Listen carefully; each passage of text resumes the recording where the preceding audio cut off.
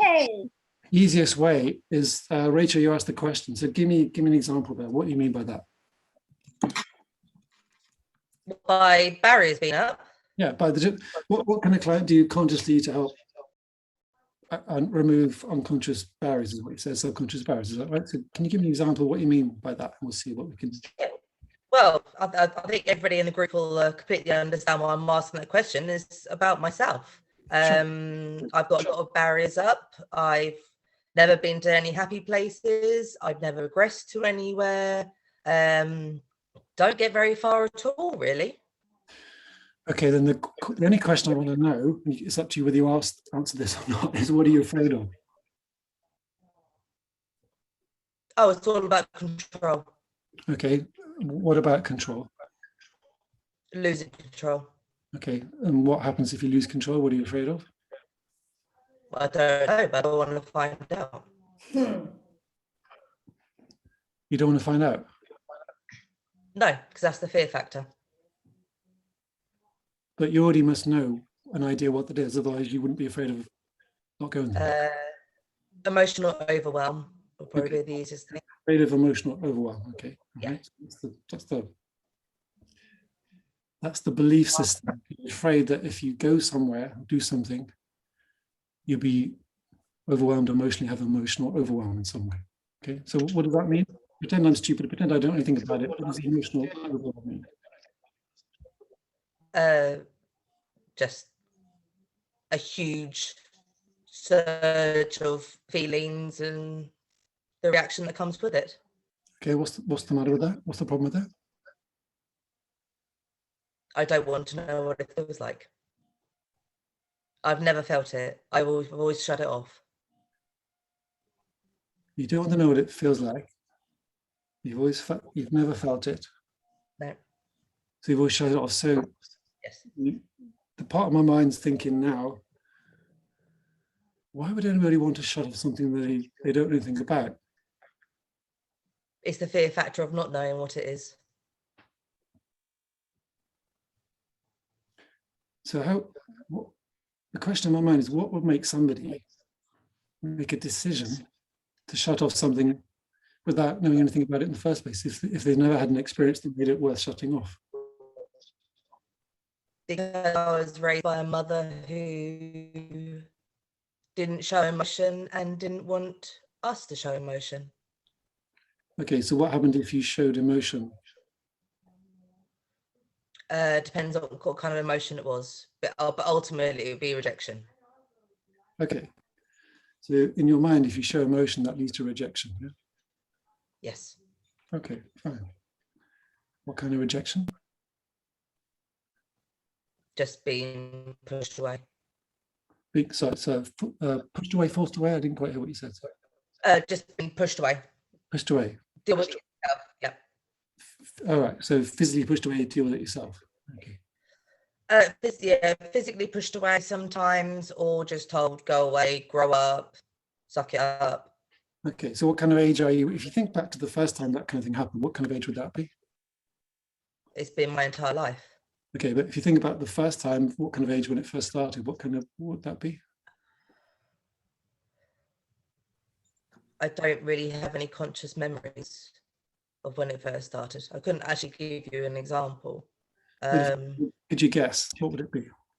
How do you, by the way, how do you know if you don't have an example? How do you know that happened? Oh, because it happens today. Did it happen yesterday? Oh, it happened this morning. Did it happen last week? Yeah. What about last month? Oh, every time. What do you mean by My every? mother doesn't show emotion, and she doesn't accept emotion from family. What do you mean by every time? Anytime you have a conversation with my mother that requires any kind of emotion, she would just kind of shut it down. Did she do it last year? She's done it all our lives. Did she do it last year? Well, I presume she did. I couldn't tell you an example. Now, how do you know she's done it all your life? because my sisters agree with me on it. You keep looking up and to the right every time I ask that question. That means you're accessing some internal visual information. The earliest thing I think of, the earliest conscious memory I have of rejection would have been, I would have been about 7 or 8. I was out delivering her Avon to the neighbours on my bike, and I fell off, and I walked home with a bloody knee, and I got told off for not finishing the deliveries. My knee got wiped off and had a plaster stuck on it, and that was it. So what was that like for you, do you think? Well, as a 7-year-old, it was extremely upsetting. You kind of want a hug. Yeah, okay. What kind of upsetting? Want a hug? Made you feel what? What did it make you feel? Oh, I probably cried, which would have got me told off again. Yeah, probably cried? Well, I presumed I was definitely crying on the way home because I had a bloody knee. I don't know if I was crying when I got home. I couldn't tell you. Okay, you just did tell me that you were crying on the way home because you had a bloody knee. It was upsetting. All right. Good. Yes, but I can't remember if I stopped myself crying before I got home, or whether I was still crying when I actually went into the house. That's all right. Okay. Now, as you're describing it right now, what's your body feeling at the moment as you're describing that? The heart's racing a little bit. Yeah. Okay. All right. So we're getting a little bit close. Yeah. Yeah. Okay. That was 6 minutes of just asking some questions. Okay. No hypnosis, no regression business. Just asking you some questions. Okay. Yep. Right. That's been quite forceful then, being quite direct. All right. Okay. Quite blunt. Yep. That's fine. About being nice. People don't pay us to be being nice. They pay us to get a result. Okay. So sometimes you've got to be really quite direct and blunt. Okay. Right? That's what the client wants, lovely. Okay. That heart beating, that means you're getting a little bit close to feeling something. Right, lovely? Yeah, I've experienced that before, the heart rate picking up. Sure, okay. That means you're afraid of something, right? Yeah, heartbeat's kicking in, fear response, fight or flight response kicking in. Okay, afraid of feeling something. All right, lovely. So that little 7-year-old you just wants a hug. Yeah. What actually happens? What do you think happens to her? What, to the 7-year-old? Yeah.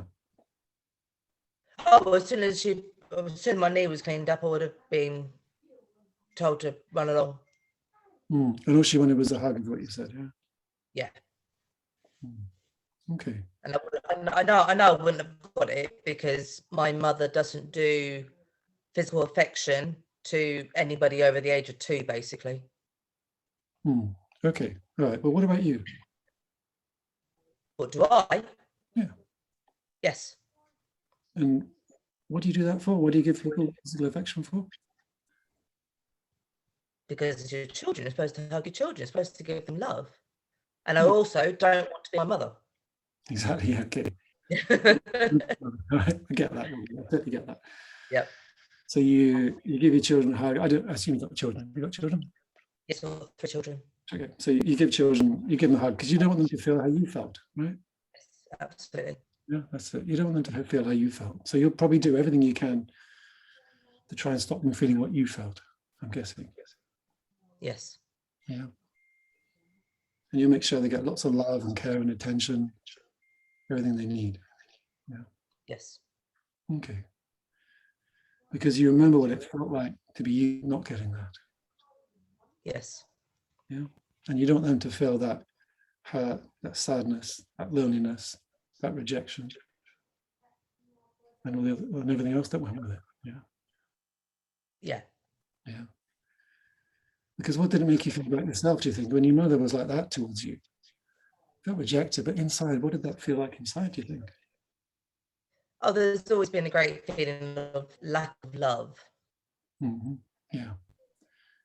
So lack of love, and if you feeling that inside, that lack of love, what's that like for you? What's it make you feel about yourself? Oh, there's a definite lack of self-worth attached to it. Yeah. Clearly not good enough. Okay, clearly. In some way or whatever. Hmm. So that little 7-year-old you, what does she need to know? What does she really need to hear?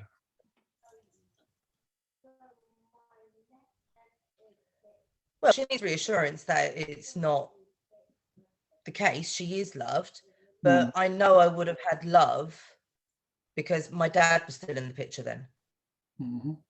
So I Okay. would have had his affection and everything from him. Yeah. It was my mother. Okay.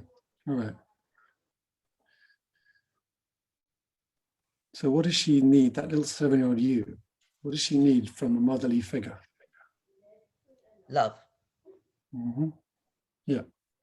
And internally, what does she need to know?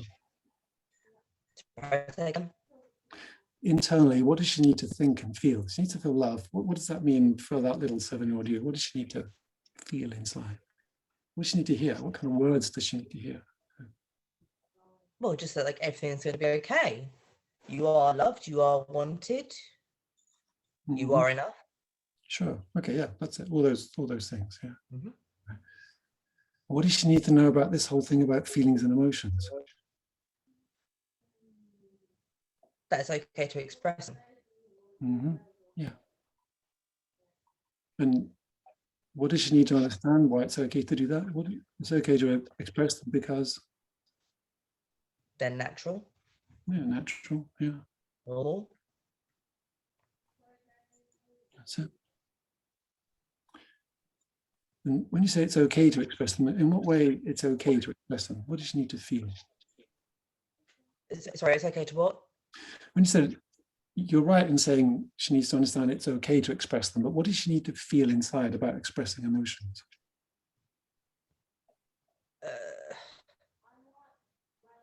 That she's not going to be shut down if she does. Yeah, so what's that mean? What's the opposite of being shut down? Or, open. Okay, so the feeling she needs to feel to be open. Yeah. What is that feeling? Free. Free is a feeling she'll feel as a result of what she needs to feel first. What does she actually need to feel free? I don't know what you're getting at. Keep going, you will. Because at the moment she's felt or been taught that it's not okay to express emotions. Yeah. Yeah, so it needs to be okay. Okay, yeah. What okay in what way though?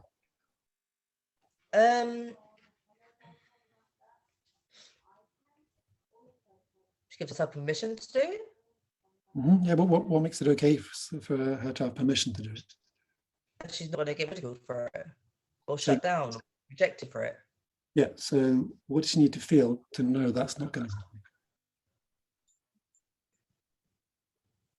I can't think of any other words right now. Keep going and you will. Okay, what's the opposite of if she feels she's might going to get rejected or shut down, then she's going to feel, what's that going to feel? She's not going to feel something if that might happen. What that comes to my head is open. Open. So I what think does shut down, I think the door being shut. Yeah. So the opposite to me, the door being open. That's right, yeah. So what makes it okay for the door to be open? She needs to feel something for the door to be open. Safe? Yes, that's it. Simple as that. All right, lovely. Very simple. Right? Got there eventually. Okay, you got to keep bloody going. All right. Okay. Think about that. The idea of it being safe to open the door and show emotions. The idea of that. Think about that for a moment. What's that like for you? Scary. Scary. Yeah. Okay. Right. Okay. Let's stay with that scary feeling for a moment. All right.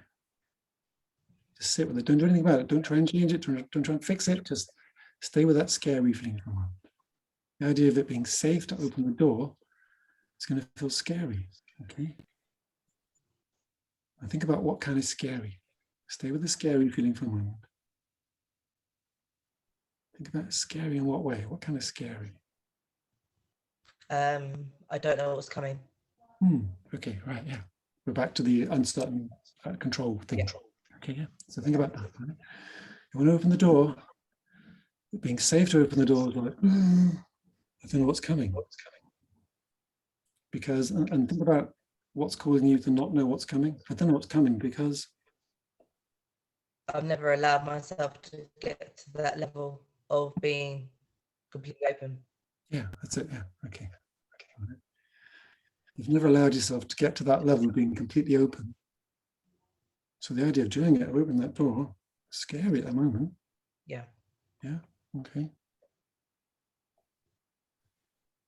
So that little 7-year-old you, let's say we could go back in time. Let's say you and I, we could go back in time. My voice goes with you. You can be there with that little 7-year-old you. She wants to open the door because life's pretty lonely with that door closed, yeah? Yeah. So she wants to open that door. She wants to feel safe to open that door. But she doesn't know what might happen. So if you could look into the eyes of that little 7-year-old you, and you like imagine holding her hands in front of you, like little 7-year-old you in front, holding her hands, and you're trying to teach her or make her feel safe to open that door, yeah, and let her feelings out. Only this time, instead of a mother there who's going to shut her down, do the stuff, this time it's going to be you who's there. And what are you going to tell her? When you open I'd just say, give me a hug. Give me a hug, it's all right. No. So what are you going to tell her? Listen carefully, okay? Imagine she's in front of you, and don't say, I would say this. I want you to do it right now, okay? Imagine she's in front of you. If it's easy to close your eyes, you can, but I mean, keep your eyes open if you want to. But imagine she's right in front of you. You're holding her hands. You're looking into the eyes of little 7-year-old you. And what are you going to say to her? Don't just give her a hug. She needs to understand something. What are you going to tell her? It's okay. Let it out. Yeah. And what's going to happen if she does, when she does? Just let it out and get it out.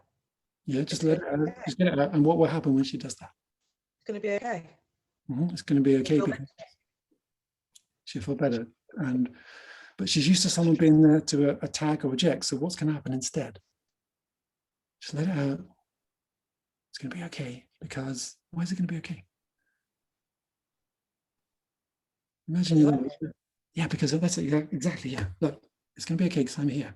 Okay.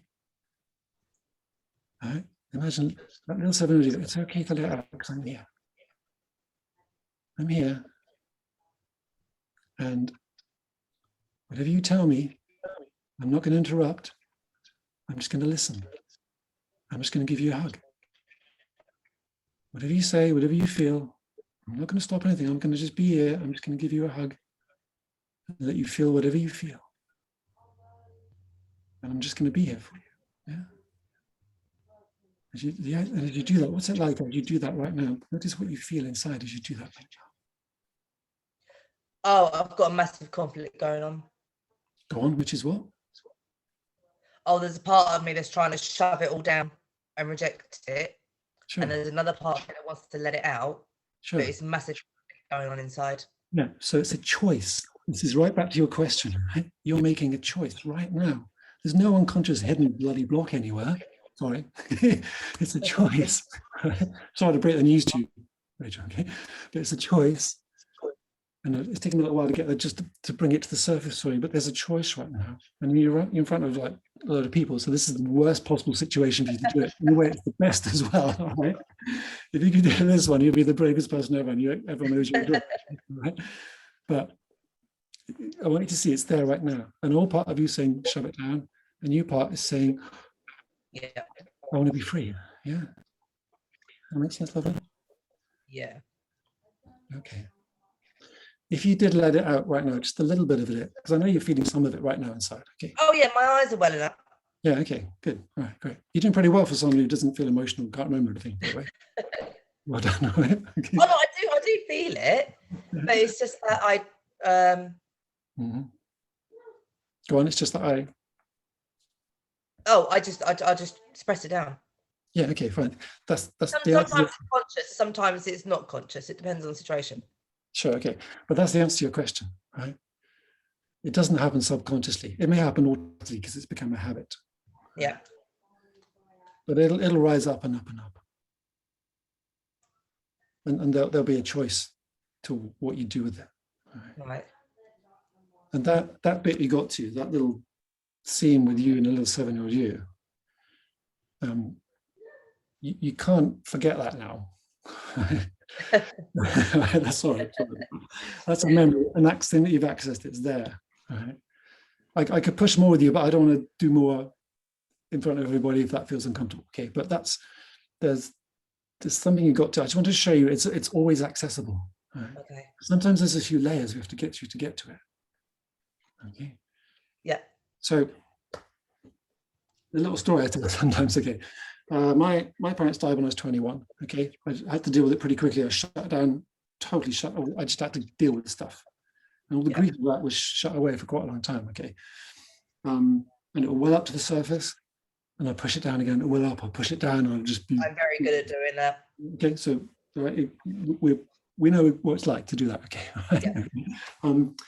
One day before I had kids, I had cats, like many people do. They almost still get children, you know. So, and one of my little kittens went missing one night. It was a really, really snowy night, and it was missing, and I felt the loss from this. Okay, the sense of loss came welling up in me, and I thought, I've got a choice again here. I could just push it down again, or I could just go with it. Right? And at that time, I thought, right, I'm going to just go with the feeling. And I went and lay in my bed. And I cried and I cried and I sobbed for about 2 hours, maybe. And it was all the grief of losing my parents those years before that I'd suppressed came pouring at me in that one night. Okay. And finally, literally, about 2 hours, I was exhausted. Okay. And I just went, oh my God, I can't cry anymore. And then this little tiny little meow came back again. And my kitten appeared at the door. It's like I thought, thank you very much for that. All right. But but it was a conscious choice to say, I'm going to just give in and let it go. Right? I've been too scared to do it for many, many years. But I thought, this is not good anymore. Okay. So I made a conscious choice to do it. And that moment when it welled up, instead of pushing it down, I let it come. I let it down. The biggest fear people have, this is for everybody on you, is when you feel an emotion, the biggest fear people have is that it won't stop. It'll just keep going, which is where a lot of the out of control thing comes from. Okay, there's going to be a bit of it. If I show emotion, I'll be told off. There's that side of it. Okay, but if you can begin to remind yourself it's safe now to do that. But the other fear is if I start, it just won't stop. Okay, and it always does. It always passes. There's always this emotion. You vomit it up. Okay, it comes out. There's a big whatever, and then it goes. Right? And on the other side of that is the most beautiful feeling you could possibly imagine, because you feel lighter and freer, and this weight just falls away from you. And the irony is, the thing we fear to try and stay in control, when we finally let go of control, when we finally give into it, we actually get a far greater sense of control than we've ever had in our lives, because there's nothing to fear anymore. Does that make sense in some way? Yeah. Yeah, kind of. Hold on to it to try and maintain control. But when we can let go of control, just let it happen. The peace and the freedom that comes from that gives you such an inner strength and power and sense of control, without, because you don't need to be controlling anymore. Now you can just be yourself, and it's all right. That makes sense? Yes. So the two things for you to remember, 2 or 3 things from that is, one, that little inner talk, self-talk, that's safe for you to show your feelings and emotions. That's a really key idea within you, right? Safe to show your feelings and emotions. And when you do, I'm not saying if, I'm saying when you do, right? Little suggestion, indirect suggestion there, okay? And when you do, they won't go on forever. It'll occur for a little while, and it'll stop. It's about being sick, you know. Nobody likes being sick or throwing up, okay? But there's a moment where you have to let go. You can't keep holding it in. It sprays everywhere, you know. There's a moment where you go, oh God, here we go. I just got to go with it. And you bend over whatever you are, you let it go, you hand over control, you chuck up. And afterwards you think, that's better. God, that's out, okay. So I've got to emotionally vomit. Emotionally vomit, yes. That's right. Knowing you'll be okay and you'll feel better afterwards. Yeah. Okay. That makes sense, Let lovely. it out. Okay. And it's safe to do so, right? watch some films. You know, I can watch BGT, Britain's Got Talent, and The Golden Buzzer, and I'm like, yeah, whatever, I'm gone. And my kids are taking the piss out of me. So, are you crying at that? Yeah, they've worked really hard and it's amazing, you know. So just find things that stir emotion in you, you know. Or when you feel it coming up, if it's not appropriate, it's public, then that's okay. But if it's a situation where you can go somewhere by yourself for a while and just get into it and just feel it for a bit. Yeah. Go and sit in a loo somewhere, go in a bedroom, just let yourself have the feeling. Think of it as the little 7-year-old you who's having that feeling. Be both the 7-year-old and the motherly figure at the same time. And just give into it, right? And see what happens. And you'll be all right. More than all right. Does that make sense? Yes, it makes sense. Okay. How are you feeling inside at the moment, by the way? How's your body feeling? A little bit sick. A bit sick. Okay. All right. Sick in what way? Anticipation. Like nervousness. Nervous. All right. That's good. It's great. The client comes to me and I say, how are you doing? And they say, I'm really nervous or sick with nerves. I think, great, brilliant. Right? The worst thing is if someone comes along and doesn't give a whatever. you want it to be having a reaction. Remember, we're all afraid of the thing that's going to make us better. That's the bizarre thing. Okay? We're afraid of the thing that will make us better in some way. But we just don't like the medicine that will get us there. Because there's a certain letting go of an ego attachment, letting go of certain behaviors, letting go of certain identity. You will have formed an identity around this. This is the kind of person I am. You know, I don't do this. I don't show emotion. Not me. You know? I'll be the one who's in any situation, throw what you want at me. I'll be whatever. Okay, but inside, it's got to go somewhere. You know? So again, this is for everybody else. Okay. For you to make that change, you've also got to change that identity. You can no longer be the one who's always calm and composed of yourself and never shows emotion. If you want to be able to teach your kids to do the same, because they won't listen to what you say; they'll just copy what you do. I've got 3 of them. They ignore me all over the place, you know. But I see them copy what I do, right? And the same. So you can get them to reveal emotion and make it safe for them. That's a step up from your mum, definitely. But until they see you showing emotion, they won't know it's safe to do it. Does that make sense? Okay, yeah. So it'll be from teaching thing, I'm using another angle in here just to try and encourage you to do it, all right? Because I know you want to be a good mum. Well, yeah, actually, that reminds me of another thing. Like, I can literally count on one hand the amount of times I've ever seen my mother cry. Yeah. She doesn't. Yeah. Okay. It'd be great for your children to let you see you get emotional over something. It doesn't have to be a bad thing. It could be a nice thing. Go and watch a few Golden Buzzer things and see if they can get to you in something. Something like that. Does that make sense? Yeah. Just so they feel it's safe to be emotional by learning from you. There's a few things there. Does that make sense, lovely? Right. Yes, it does. Yeah. Totally. So to answer your question, at the beginning, I was trying to make the point that it's all accessible. It's just a case of how far down are we choosing to kind of push it. Right, lovely. I have described myself as an onion before with lots of layers that you need to get through. So yeah, and there's usually only one big layer. If you can get that one layer, we put lots of protective ones, and everyone watching this and this will do that. There's one layer we put there, really, which is the mother of all layers, shall we say. If you can find that one, which is why this is why the questioning, you know, the clean questions and the natural questions and all that feedback stuff. It's all designed just to go through those layers really, really quickly. That's why I spend a long time chatting with people, first of all, nowadays, before I do any hypno thing, but it's all hypnosis, really. Yeah. Okay, thank you. I bet you're glad you asked now, aren't you? Oh, I'm so thrilled I went first. Good, let me just put it back on so I can see everybody. There we go, cool. Okay, thanks, Rachel, for being really brave there. All right, lovely.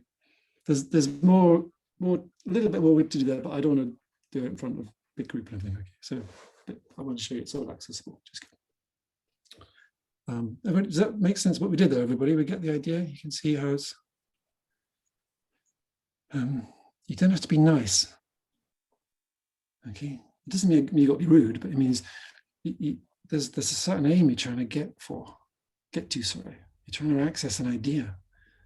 And you've got to be willing to just keep poking. And several times there, Rachel was deflecting the fight or flight response will kick in to protect you from accessing the source of a worry, an issue, a problem in some way. Yeah? The very systems designed to protect us in life will protect us from accessing the stuff we need to change. So you'll ask a question and the client will give you an answer that isn't really the answer to the question. It almost is, but not quite. It kind of deflects it. It's a generalization. It's a batting over here somewhere. So if you ask a question and you want a very specific answer, just keep asking the question again and again and again. Say, thanks for that. Okay, now answer the question. Thanks. Now answer the question. And again, you can do it sometimes in a very, very gentle way, sometimes in a more direct way. Depends on how your rapport is. Okay. Any questions about that? Anything at all there? Anyone? Andrew, what was the thing you said about Rachel looking up towards the right? You're going to cover that soon. Which one is that? NLP stuff. Which one's that, Heather? That's module 11. 11. Okay, yeah, module 11. You'll do that then. Okay. It's to do with NLP, neurolinguistic programming, eye accessing cues, how you process information. You can't rely on it entirely, but where someone's eyes go to when they're thinking about something will give you a really good indicator of what's going on internally. I just noticed that when I was asking questions, her eyes were continuously going up to one side, which is, I took a bit of a chance there, but it's a good indicator she's accessing visual information, which means she's probably remembering something because I was asking questions. All right. So sometimes you can use that with a client. You'll do a practice exercise on that to spot it, but Oh, yeah. it can be great if the client says, oh, nothing, my mind's completely blank, but you see their eyes are going all the time. You think, well, I know you're visualizing something in your mind there. Okay. So sometimes you can just drop that in to help pull some information out. Also, one other thing, when Rachel was talking about her mum, there were questions that I had coming up, which were more to do with the mum rather than Rachel. So you said to Rachel, you know, like, you want to be a good mum. And so, you know, you want your kids to be able to see you showing emotion. So when you were saying that, it made me think that Rachel is more aware than her mum is. And why do you think your mum was like that, Rachel? So would you go in at an angle like that at all if you were going deeply with her, or would you just stick with Rachel? The only person I care about in that situation is Rachel. So the only reason I'd dig a little bit into the mum is if I thought it would help Rachel. Yes. All right. So I might do that. If I was doing something and I wasn't quite getting somewhere, Yeah. and I needed to maybe put in a different angle, I needed to soften the mum for some reason. And I might say, okay, what do you think's caused your mum to be like that? And then, I don't know, but she'd probably say, well, her mum was like that as well, or she lost this or whatever. Then we'll have a bit of background, okay? And then we can begin to see the mum in a slightly different way. So I might, if I could use it that way to soften the mum in the client, in Rachel's mind, that might be useful. But my main aim is like, what's going on within the client? How is she processing the information? How is she interpreting it? What's she believing? Yeah. How can I get down to those core beliefs, you know? And after she gave a few there, enoughness, safe. I noticed the safe ones, then had to be there. Control, those three were there. You know, acceptance, rejection, they'll always be there. Rachel wouldn't say acceptance either. Say again? Rachel wouldn't say acceptance. Yeah, that's right. Yeah. It's really hard to say something if you're not used to feeling it. It's really hard. And that's why if you can push the client to say it, because sometimes, oh, Rachel, and I wasn't being mean, Rachel, I was trying to make a point for you. You know the word they need to feel, but it's so much more powerful if you can let the client come up with the idea themselves. You know, it doesn't matter how many times Alison tells me to do something, but I think it's my idea. I probably won't do it. Okay. So I've got this great idea. I said, yeah, but so until we internalize it ourselves, so then it makes a huge, the penny drops dramatically. So when Rachel said, I can't think, I say, you will in a moment, ask questions. I'll try and find a different way to ask the same questions. Just penning it in until eventually the idea will pop into our mind. It's like, oh, yeah, okay. So safe is one that will come up so many times. A lot of people say insomnia, going to sleep, depends on what's causing the insomnia. People need to feel safe going to sleep. So if you can see that the words they're saying are around that, then maybe because when they're younger, they had difficult experiences about sleep, for example, then helping them understand it's safe for them to go to sleep is a really important thing. For example, okay. But I wouldn't say, look, it's safe to go to sleep. I say, what do you need to feel? Okay. Always. Andrew, sorry. Okay. What would you do with a client who gets angry with you and just actually says, don't ask me this, and pushes you away? What would you do? If she gets angry, I'll probably reflect that back to her, say, it sounds like you're getting angry there. And she'll probably go, of course I'm getting angry, whatever, okay. I say, look, people only get angry when they're being defensive, if they're afraid. Fear or hurt tend to cause anger, all right? So if I've said something there, it's either making you feel afraid or you feel hurt in some way. And that's not my aim. My aim is just to help you, okay? If it's something you find difficult to say, that's okay. You don't even have to tell me what it is, which is usually the best way to get them to tell you, okay? You don't have to tell me what it is, but if maybe you can tell me a little bit around it so I can understand what's causing you to feel angry or upset there, okay? Does that make sense? So Yeah. I'd never get into a fight. You don't want to get into a fight. No. You tell me. I'm not, that's the best way to lose a client, all right? Okay. So if you can feel your way into it and find out what the resistance is. It's all about resistance. What about fear? Resistance. Okay. That makes sense? Yeah. Yeah. Thank you. Good question. Okay, great. Anybody else? Don't be afraid. It's okay. I'm not going to poke into it. You can ask a question. I'll just be nice. It's all right. It's okay.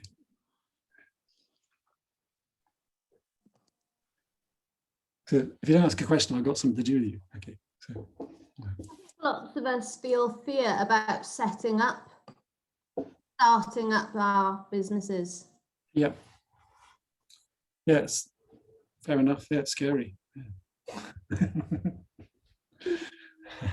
I've missed out on a few weeks, so I feel like I'm well behind. So I'm sure I would have a million questions if I've been here, but I just don't right now. I'm sorry. All right. Okay. The setting up thing is sometimes, you know, when that first client comes to see you, or the first paying client, or even the first volunteer, they don't need to know you're nervous or scared or worried. Okay. They just want to know that you can help them in some way. There's a huge relief in a client or volunteer client when you say, yeah, I can help you with that. The fact that you're not rejecting them is the biggest thing, the biggest relief, you know. And even if you're thinking, I hope I can, that's okay, because if you need extra help, you can come back to us, ask questions, we'll always give support. There's always a way of helping you get more detail, right? But if you can remember that however nervous you feel, the client is also feeling nervous. And I don't mean that part. I mean actually setting up and being able to get clients. oh, you mean the marketing side of it? Yeah. Okay, then that's about putting yourself out there in some way. Yeah. Usually it's about what's the best way to say, I'm here, I can help you, come and see me, come and give me some money. Yes. You know, you got to be honest about it, right? There's no good pretending here. I'm here, I'm good enough at what I do that you're going to pay me some money for it. That's the belief you've got to have within you and be willing to do that. Yeah. The specific fear you're talking about there, Siri, what would that be? Well, I'm not keen on online marketing. I'd like it all to be old school, and I don't think that's practical. Plus, I live in a place where probably people haven't got that much money to pay out for hypnotherapy. Mhm. Nobody pays money for hypnotherapy. They pay money to have their life changed or their problem solved. Yes. All right. This is another thing I think is really important to get across to you. Okay, nobody gives a shit about hypnotherapy, to be honest. Sorry, swearing. Okay, but what they want is their problem solved in some way. And if one of the biggest mistakes I see people do, because I did it myself for years when I first started, is go banging on about hypnotherapy. Right? What you got to focus on is your ability to help someone. And if you can focus on that, the ability to help somebody, that's what they'll pay money for. And by the way, you just happen to use hypnotherapy or whatever to do that. Does that make sense? Definitely, very good point. So it's, if you look at an average website, it's all about hypnotherapy, blah, blah, blah, where I train, da, da, da, da, da, da. But a better website, we usually say help available for these kind of problems. Something in very simple marketing terms, right? So you got to think about, what is the person going through? What kind of problem they're encountering? What problem are you going to solve for somebody? How can you tell them you've got a good idea you can solve their problem? And this is how it'll start, and maybe you can have a chat, you know. When I first started, the internet didn't exist. I didn't have the internet. There's no online marketing. I had to do it old school because I was old school back then, right? There was a thing called the Yellow Pages, which used to be about this thick. Now it's a bit like this, I think, and use it as a firelighter, right? So I had an ad in Yellow Pages, which is a paper thing, but I did old school ways of doing it. I made little leaflets and stuck them everywhere. I had to go and sit in the library and find a list of local groups and organizations and write them by hand. You know, I didn't have a computer properly. I remember saving up and buying a computer, handwritten letters to maybe 30, 40 clubs and societies saying, because they have a guest speaker every month, okay? And they're always desperate for interesting people. I said, look, I'm available. I can come and do a 20-minute talk for you at the end of your monthly meeting if you want. I went to round tables. I went to flower arranging societies. I went to all these kind of clubs, anywhere where people met, and came in at the end for 20 minutes, had a little chat, asked a few questions, did a little demo if they were interested, a little, you know, arms, whatever, and left some brochures. And I'd nearly always pick up maybe one client from that, you know. But that one would ripple out and two becomes four. So you can do it old school. You just probably got to work a bit harder, you know. That makes sense. Definitely, thank you. It's okay. Find something to give away if you can. Give a little something away. I used to say, Andrew, yes. I've got a question, sorry. That's all right. Just on the back of what Siri was saying there about confidence, about setting up. Yeah. I go through stages at the minute of feeling really quite confident and, you know, trying to help the public. And I've worked with a handful of members of the public, but I go through ups and downs where I'm all ready for it and I can't wait to go and, you know, feeling great about it. And then the next day I wake up and I, no, I can't do this. No, I just can't. And it takes a lot for me to push myself to get back into it. I mean, when you first started, did you have experiences like that? And what helped you to overcome that hill? Yes, I did have that for a long time, nerves and worry and, oh my God, this is really scary. But there's another part of me that I just had this bloody-minded persistence that it's just what I wanted to do. And I thought, if I set my mind on something, I decided I just have to do it. I will do whatever it takes to do that. And sometimes you can just get up and keep going. Sometimes it's really difficult. We have to just decide, well, what am I afraid of? What's holding me back? What are the fears? What am I doubting? And you do a little bit of therapy on yourself, or within the group, you've got lots of volunteers here. So it's a good thing to focus on.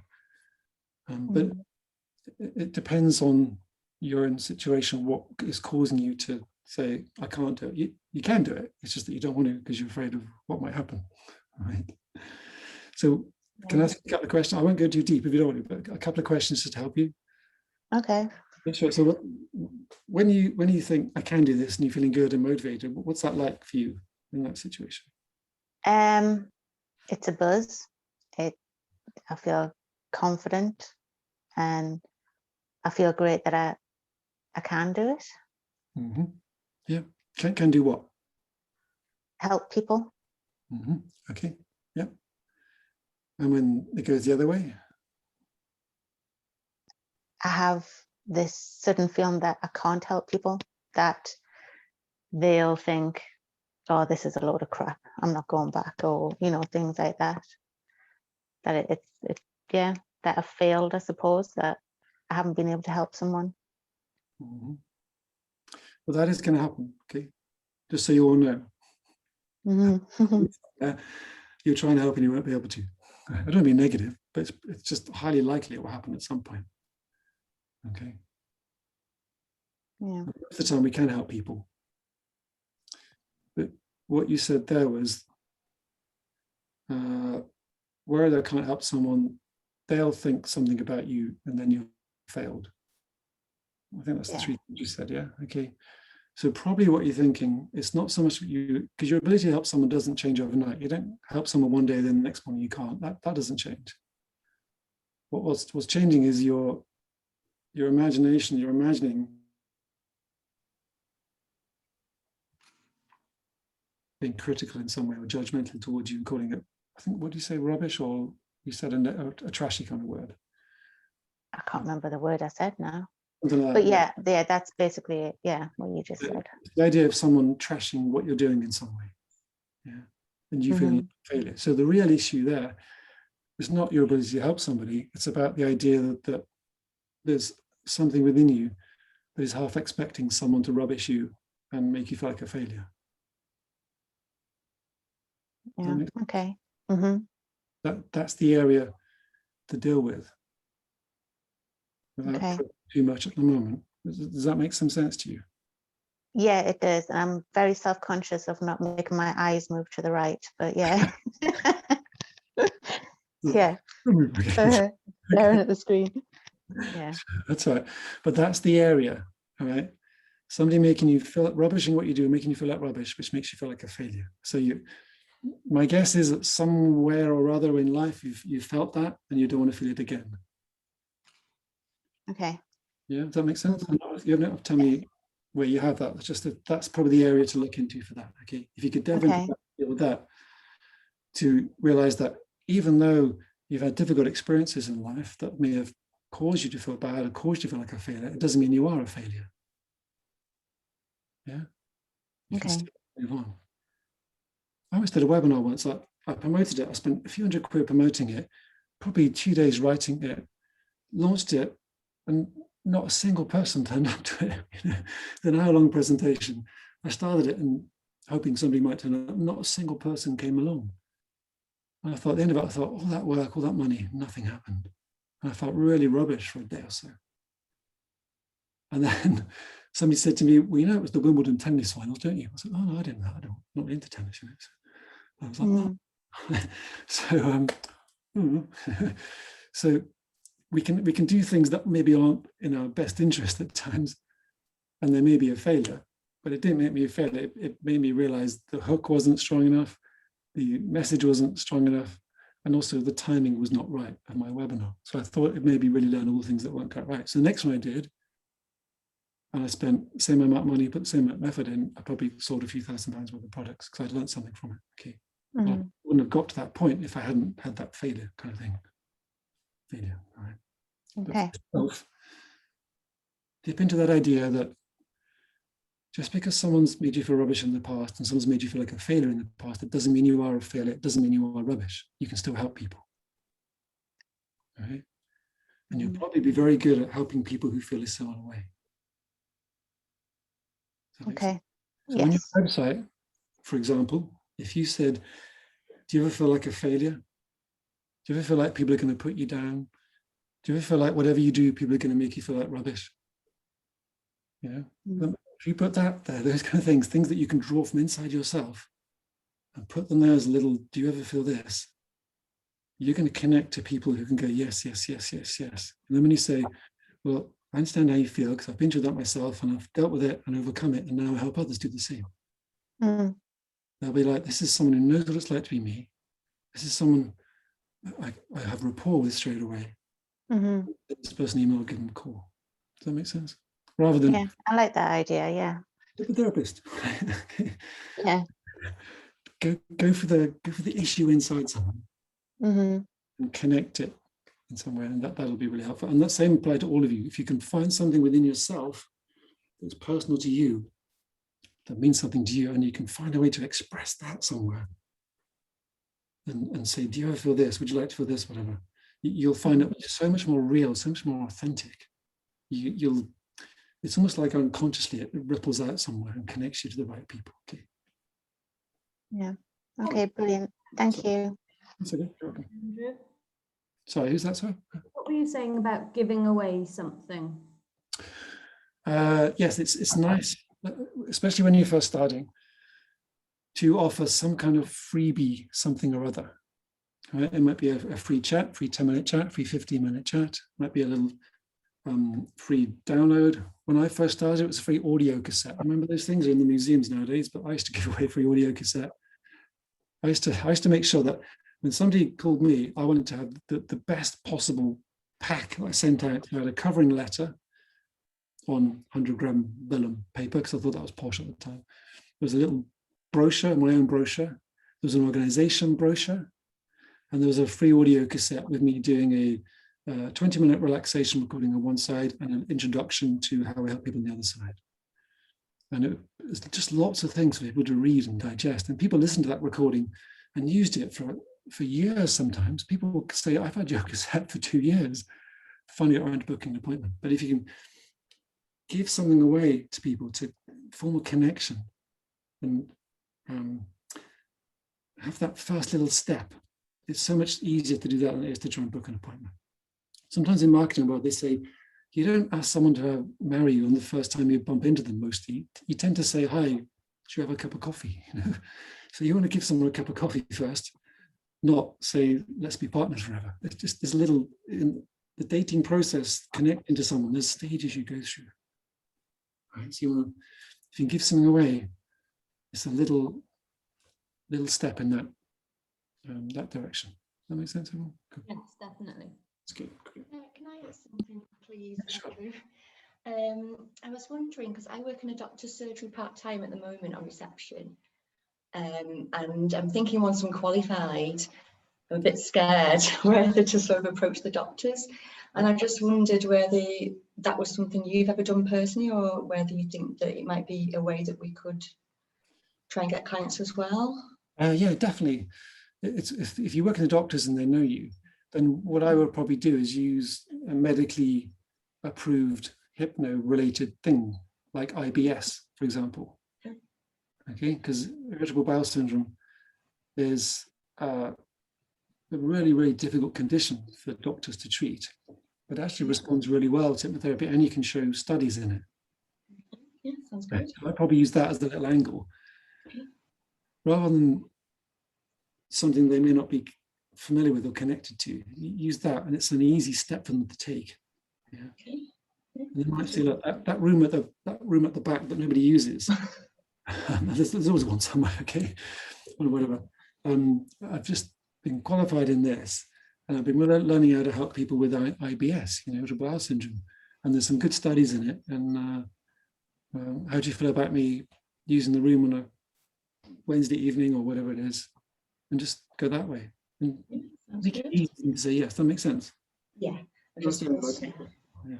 You want easy yeses. Don't make it too difficult for someone to say yes. You're not all Because doctors are scary, aren't they? Sometimes, even though I work with them, it's like it's just like going up to people like that, isn't it? Well, the doctors have always had this idea of like an authority figure, one down from the supreme being. Okay? Yeah. Whatever your word is for that. Okay, they're just people, stressed people with a desire to help in some way, and sometimes frustrated because they can't help. They can write prescription and refer on, but sometimes being able to actually make a difference is really nice. It's got to be a quick and easy yes. Doctors, 10 minutes, 15 minutes a consultation, whatever it is, so it's going to be fairly quick. Yeah, no, good luck. Yeah, but don't seem as scary. If you see them as someone with a problem to solve, and you're helping them solve a problem, right? Don't, if you go in there asking for a favor, you're going as you're down here and they're up there, right? If you can see a way to help solve their problem, then you're equals. Okay. Yeah. That makes sense. And then it'll be you come up here. Right. Great, thank you. So good. Cool. I've got a question. Hi, Sophie. Hi, do you have any tips for if you had a client that's not very visual or lacks imagination, Yeah. what you would do if you were regressing using regression? Yeah, you'll learn about this more when you do induction? you do the NLP stuff. You'll do this more, but there's three of the main modalities how we process information.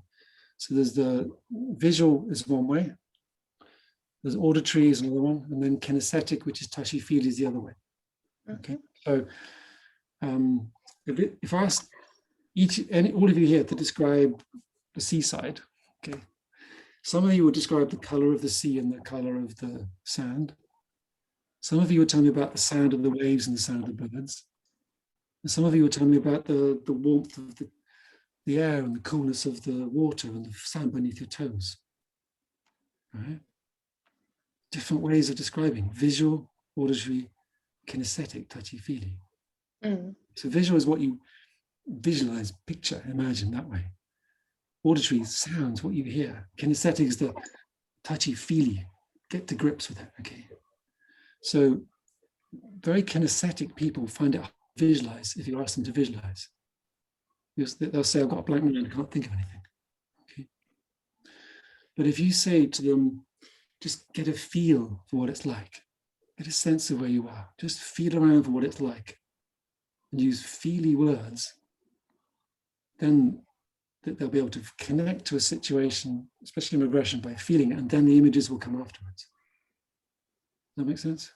Yeah. You'll see it's almost instant difference if you can do that. So one of the things you'll practice when you do the exercise is trying to suss out what people are, what their modality is. NLP can get a bit geeky about it. I never got too geeky with it. But if you can begin to recognize someone's language, and if they're using very, very kinesthetic language, we'll give you examples of it. It's like someone might say, oh, I just can't get to grips with it. I can't get a handle on this. All those are, the grips, handle, it's a physical thing. Okay, if they start using that kind of language, you know you've got a kinesthetic person dealing with. So you've got to start using your language back to them. If someone says, I can't get a handle on this, I can't get to grips with it, and you say, well, can you see a way forward? Okay, what do you mean I can't see? Seeing grips. So you switch your language into slightly more kinesthetic-based language, and that'll connect with them. It might be, what do you feel needs to happen to be able to make progress along this road? Okay. So you just switch the language around ever so slightly, so it fits their thing. But to answer your original question, yeah, you might use kinesthetic things first of all. Where do you seem to be? Where does it feel as if you are? Does it feel as if you're indoors or outdoors? What do you sense? What do you notice? What's it like? Yeah, very generic things. And then the visuals will follow after that. Yeah, good question. It took me a long time to realize that one. As soon as I realized that, I thought, oh my God. Andrew, Yes. we have been doing that in class with Have us. you? Yeah, we've been like changing them slightly, saying like, where do you feel you are now? And then the people who claim to not have very good imaginations seem to have wonderful imaginations. Okay, good. Excellent. Yeah, great. Good. I have a question. Yes. Yeah. Hi.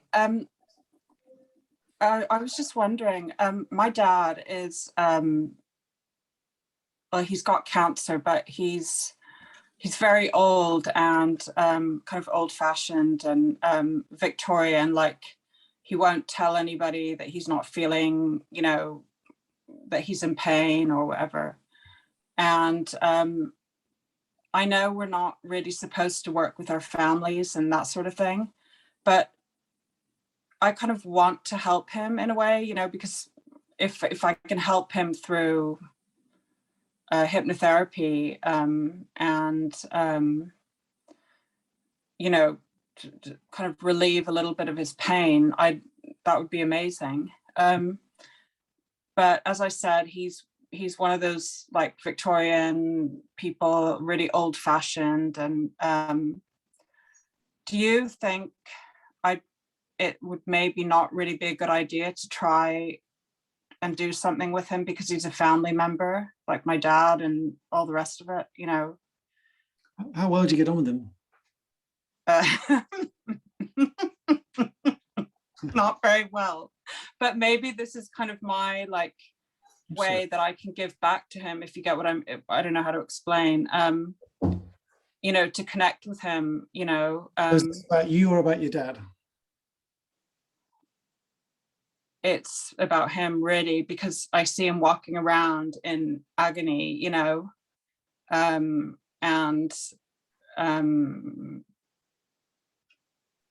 mean, I suppose there might be a tiny bit of me wanting to get some validation from him, maybe, like, I don't know, maybe I see where you're coming from with that, but it's really, you know, because he won't go to a physio, he refuses to go to physio and that sort of thing. And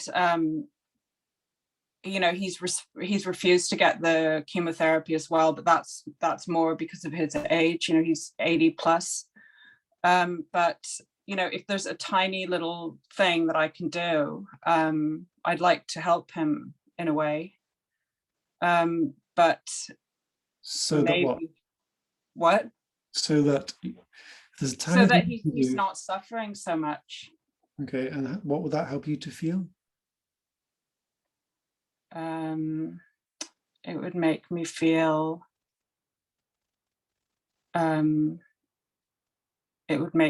better that he's not suffering. Okay, right, because there's two things here. One is how do you approach it, and one is what's in it for you, what's the driving thing for it? The driving thing is really, it's honestly like, I hate going around to see, I hate going around to see him because I can see that he's in pain. And I just, if I say to him, do you want to go, do you want me to find a good physio? Why would I need a physio? There's nothing wrong with me. That sort of thing, you know, that's the sort of answer I would get from him. You know, and I've spoken to my mother about it, you know, what about, you know, why will he not get any physio? Oh, Jessica, if I try and ask him, he just shuts me down. But I just thought maybe I could, you know, get him to sit down and, you know, do a kind of a relaxation. I mean, I don't think we've done pain relief yet, but, you know. Well, I don't know him, so I'm guessing here, but it sounds like if he's that way of being, he's very independent. He's not used to accepting help. No. And there's a certain loss of dignity if he does accept help in some way. Yeah. Something like that, yeah. That's exactly right, yeah. Is that there? You want to be able to help him because one of the first things you said that as you want to be a nice sense of connection to him. So you want to help in some ways. There is that thing there. Okay, he'll be close. Yeah.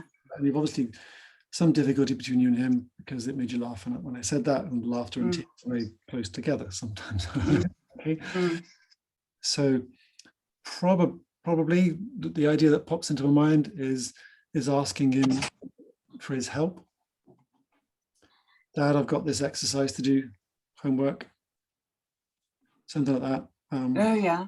I need someone to practice on. And I know you like to do things yourself, but would you mind? Could you help me with this? I just want to see what happens. And you haven't got to do much if I can just practice on you for 15-20 minutes and do a relaxation. And see, yeah. Just would you mind helping me, Dad? You know, is that all right?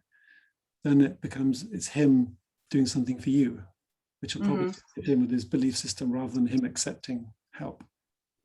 Yeah. So okay, that's. Yeah. So we're flipping around. Instead of, can I help you, Dad? It's like, can you help me? Oh yeah, that's a really good, that's a really good way. Are we going to do, maybe we've done it, we haven't done pain. Is there a pain thing, or is there a sort of pain, or would that be just? Module 12. Oh, right, okay. It's coming, yeah. Sure. Okay. Yeah. Okay, thanks. That's a really good idea. Yeah, just to change it, reframe it. Yeah.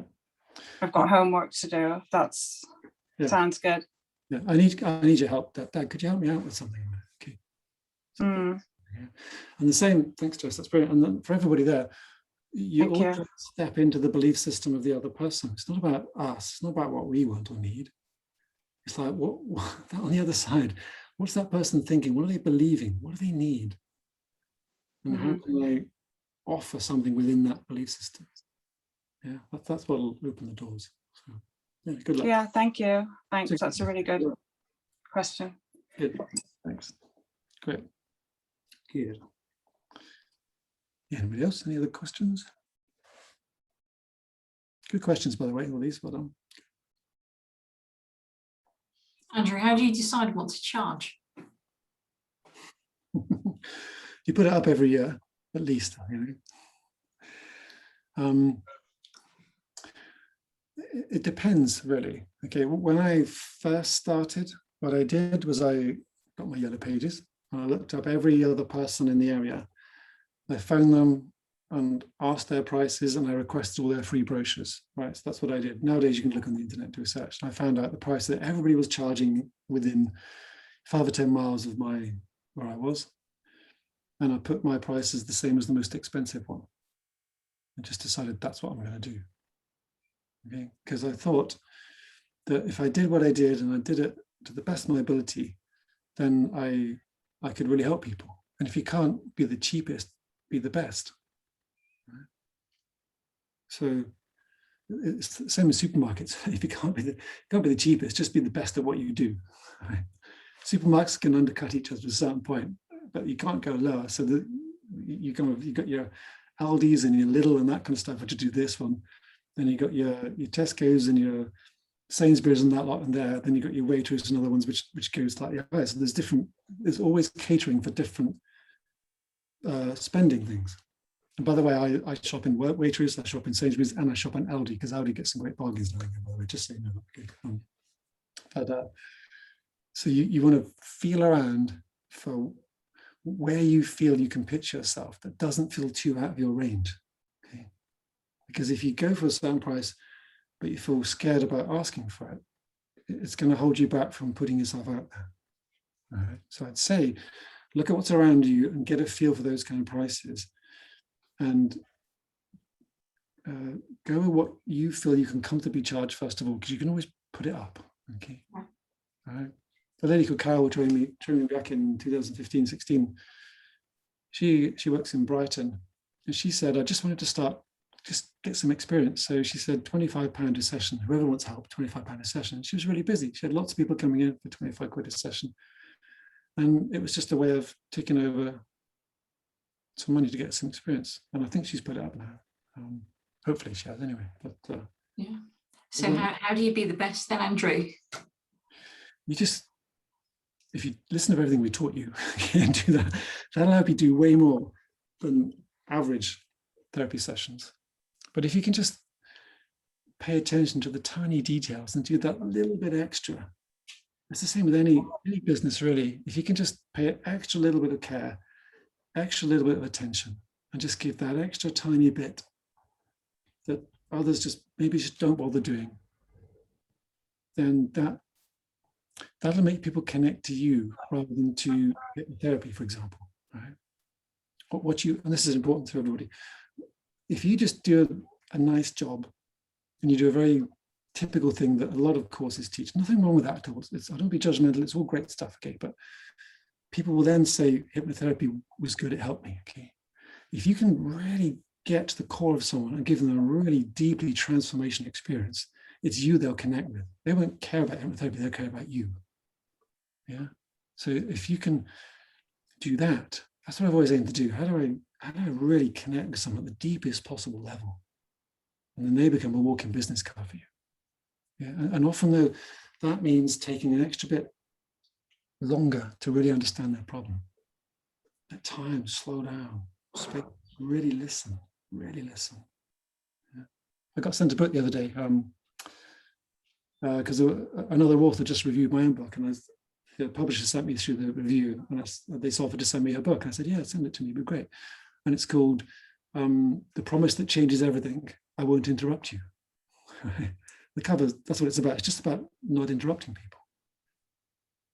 And if you can have the patience and the time to just let someone talk and just ask the questions and let them just peel away the layers, then eventually you'll get to the real heart of someone. And then when you start working with someone down that level, it's so much more powerful. And then when you see those transformations of people, and they hand over some money, then you feel you really earned it. Right? So that's what I've always done, what I tried to do anyway, just do that extra. But start what feels comfortable, then just put the price up. So I remember some guy came to me for stop smoking. He said, God, years ago. And at the time I was charging, I think 95 quid or whatever it was. And he said to me at the end of the session, he said, how much is it? I said 95 quid. And he went, oh, is that all? And he'd got out a wad of £50 notes. He said, I thought it was going to be about 500 quid. I thought, oh, gutted. So I put the price up straight away. And the moment somebody pays you and you think they were happy with paying that, your beliefs changes straight away. And then whatever you're charging before seems cheap. So it's just a case of having that belief in yourself and going for it. Wherever you are in the world, most of you can, the minimum should be 60, 70, 80, 90 quid a session, that kind of stuff. Yeah. People do the Marissa Peer treatment. You know, heard of Marissa Peer? You'll see her advertising around. So Marissa Peer is a very, very, very good marketer, really good. Okay, so pay attention to what she does. She's very good. Okay. But people do her course, and she says that the minimum they charge is 200 quid a session. I think, they don't know anyone new. They know a lot less than you, by the way.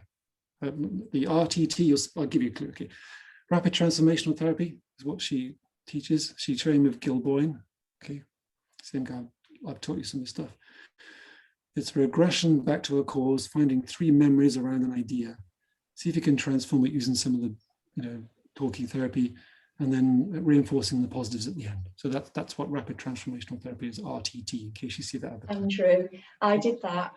And I think, and I'm not just saying it because you're on, but I think I've learned so much more already in this one. I'm glad I've done this one. Yeah, that's okay, actually. Great. I don't take anything away from Marissa Peer because she does a good job and she's very good at marketing, and her students are designed to pitch at 200 quid a session also. So all of you could do that if you wanted to. It's just a case of what you believe. But thanks, Angie. Let's appreciate that. So, Andrew, I chose your marketing over Marissa Peer's because you phoned us for an interview, whereas she got someone to phone who hadn't even done her course, because I asked him and he hadn't. Yeah, that's dodgy, isn't it? I know. Yeah, I mean, there's what it is in the high-level coaching world, especially in America, they do this. The idea is you do some kind of promotion things. You give away something for free, a little educational webinar. At the end of it, you book in for a call, and it's usually with a salesperson, and the salesperson then books you on for the therapy, either training course or that. That's just the way it works. Okay, it's just a standard way of doing it. They call it high-ticket coaching, and they're trying to get people to pay $5,000, $10,000, $25,000 sometimes for coaching sessions and that kind of stuff. So there's nothing wrong with it as long as it's genuine, authentic, and helps someone. But it's just different levels of belief where you're at. So good, yeah, but no, good question. Yeah, so pricing is so, and it depends how many hours you want to work. If you've got a certain income you need to generate or you want to generate, and you charge a certain amount, you've got to earn a certain amount of hours to do that. If you want to earn less hours, you need to charge more. So it's just a maths problem, really, sometimes. Sorry, Andrew, I'm on a roll. So I'm going to ask, so it's my intention to completely leave my current career to do this with some other modalities full time. In your experience, with your knowledge and experience, how quickly can that happen to make that leap from one career to this successfully with a sustainable income over a period of time? I'd say I mean, it really, really varies. If you're absolutely willing to go for it and you've got a bit of cash in the bank to promote yourself, you can probably do it in a month or two, but realistically, probably 6 months at least, I'd say. Depends on how much money you want to earn. It takes a while to get everything going, but probably if you're ditching your job and saying I've got 6 months worth money in the bank to get myself going, then at least that, then you need some marketing promotion money as well, right? That's the hardcore way of doing it. If you can do it part-time and build up and realize that actually you're getting a few clients in the evening or weekend, and actually maybe you could drop it down a day and go 4 days a week or 3 days a week or whatever, that's a safer way of doing it, much less stressful way of doing it. But to go from a full-time income to suddenly doing it, yeah, it's months rather than weeks, shall we say, right? And many people it's longer than that, because things just take a blooming long time, you know. It's just, everything's always harder than you think it's going to be, you know. I don't be negative and trying to be practical, really. It depends. You've got to find a marketing system that works. You've got to find a way of promoting yourself that generates the clients. And once you get that, then you can begin to do some sums. If you find an advertising system that you pay 100 quid and it brings you 500 quid worth of clients, and you need £5,000 a month, and you can spend £1,000 on advertising and you get £5,000 a month back, it's fairly whatever, okay? But it can take a while to figure out what that is for you. So the good thing about that, again, this is for everybody, the good thing about marketing nowadays is you can test it for £5 a day, 10 quid a day. You know, you can do Google advertising, Facebook advertising, all that kind of stuff. Very, very low key. If you like online, I know Siri said she wants to do it more old school, but if you want to do that, you can test that kind of stuff for a small amount of money. When I started, it was £1,000 for a Yellow Pages ad, or £1,000 for a TV screen in a hospital waiting room that nobody saw. I got ripped off so many different times. Nowadays, you can do a little tiny bit and test it. But yeah, we'll probably, I think towards the end of it, I'll come back and do some more marketing with you, because it's a tricky area. Yeah, learning to help people is one thing, and then promoting yourself is a completely different skill. So yeah, does that give you an answer there, Leo? Yeah, no, that's great, because already I'm thinking about niching, so I'll probably have loads more questions for you, I'm sure. That's good. Yeah, the more niche you can go, as in the more you narrow down, become a specialist, the easier it is to promote yourself in that area. Yeah, it's the opposite to what you might think. The general tendency is to think, if I make myself able to help everybody, I'll have more clients. But if you help everybody, you're competing with everybody. Whereas if you can become a specialist, you can tend to you just find those people and they'll come to see you. Right. And you're going to get those people come to see you anyway, so you might as well make yourself more available. So it just happens that way. Right. You will attract a certain type of client. So what's your most successful marketing technique? So social media or? Well, when I first started, I used Yellow Pages, but I wouldn't recommend that nowadays. Then I went to paid when I left the hypno world in 1999 because I was a bit burnt out. I took 2 years off. Then I came, or a year or so, I think a year off, what it was. Then I came back into it, and I used Google ads to get myself going then, very targeted Google ads, AdWords. And that's what I've used. I used that, and then SEO on the website, search engine optimization on my website to get my website to the top of the rankings. Well, you have to put work into it. I mean, 2000, 2001, 2002, when I got back into it, when websites were first, the internet was first taken off, I made a very basic website, and I spent an hour a day, every day for 6 months, just getting I found out what you need to make a website go to the top, and an hour every day for 6 months, I just did that religiously. It was so dull. It was so boring, okay? But it's the thing you have to do to get to the top. So I just did it 1 hour a day, every day for 6 months. And then my website became the top of Google for a long time. Then I got lazy and it went down again. Right? And other people took over. Okay. But it changes every 6 months because the whole social media thing changes. So I'll try and keep you up to date what's going on next towards the end of the course. But yeah, Google AdWords work quite well. Social media I've used. I never really used it for clients because I used it for training school. And on the back of that, that's got me clients of an indirect route. But there's lots of things you can do. You know. So we'll go to that with you. Andrew, would you be aiming at face-to-face sessions and say Zoom sessions if you were starting out nowadays? Yeah, I would. Yeah. Both. Yeah, both. I don't mind. Yeah, I mean, it depends really on your situation. If you've got a room where you can meet people face to face, it's really nice to do that. It's funny, this whole Zoom thing, because people used to come on classroom training but then be really nervous about doing a Zoom session. But now the past 2 years, it's been like Zoom sessions are, yeah, whatever. I don't feel nervous about doing face to face. It's completely flipped around. Zoom is easier at the moment. But if you have a little place where you can get someone face to face, it's nice to have that one-to-one connection. So I do both. You know, here I am now. Clients can come here. We do Zoom sessions. Yeah. Some people like one or the other and have a preference. So it's good. Good. Any other questions?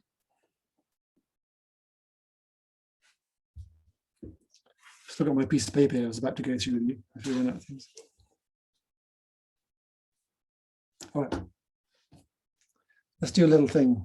Do everybody want a quick break? Are you okay? Do you need a little loo break or 5 minutes, or are you all good? Or do you normally have a break or not? I don't know if you do a break. Do you? No? Okay, fine. All right, keep going. Cool. All right. So if you've got a pen and paper with you.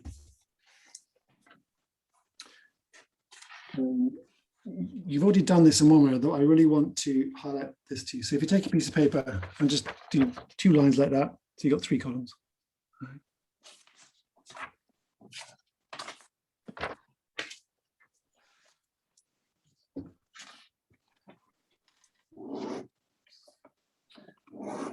And I want you to think about a behavior you'd like to change or stop. Okay. A certain behavior, something you do. And behaviors, in my mind, with the client, I'm kind of grading them into 3 levels, really. The addictions is one type of behavior, habits is another, and then just behaviors is something else. And if I can downgrade them, even when I'm talking to someone, that'll begin to help make a difference. And if you think about the word addiction and what it means, there's a certain feeling around having an addiction to something. If you think about the word habit, there's a certain feeling around that, which is, it's less than an addiction. It's still something you feel you do, but it's less than an addiction, okay? And a behavior is just, well, something you do, but it's less than a habit. Habit feels like you have to do it. Behavior is downgraded again, okay? So I'm not trying to downgrade from addiction. If somebody tells me they're addicted, I want to get it down to a habit. If they tell me they've got a habit, I want to get it down to a behavior. And just help them understand that, first of all. So whatever you're thinking in yourself, okay? Think about something really practical that you want to stop doing. And in the left-hand column, write down, I want to stop, whatever it is, okay? I want to stop. And be honest with yourself, okay? And if you can, see if you can go a few little levels down. Right? There'll be a little thing on the surface there. Write that down first of all, and see if you can think about, well, yeah, what is that?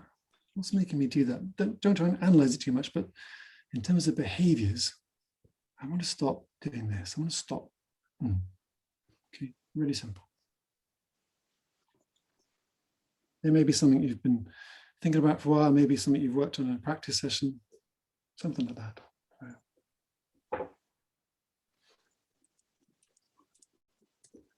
I want to stop.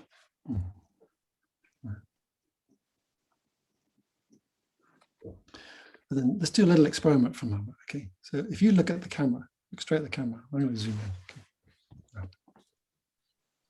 This closer. And just see if you can just lock on to our eyes for a moment, right? Think about that thing you want to stop. And just relax. Have that idea in your mind that you want to stop. Okay? Just relax as you do this. Just really consciously relax. As you breathe out, nothing matters for a while. The world can just dissolve away for a few moments. Just relax. Just relax. Okay, just send a very gentle wave of relaxation just right the way down through your body. Top of your head, neck muscles, shoulders, arms, front, back, middle, legs, knees, feet, toes. Just letting go. That's okay. And think about this thing that you want to stop.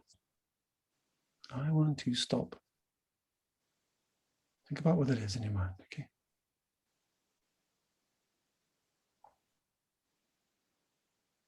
And very simply, as you focus on that idea,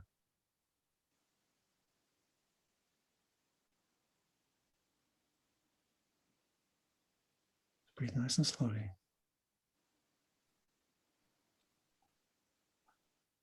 Think about these words. Just stop it.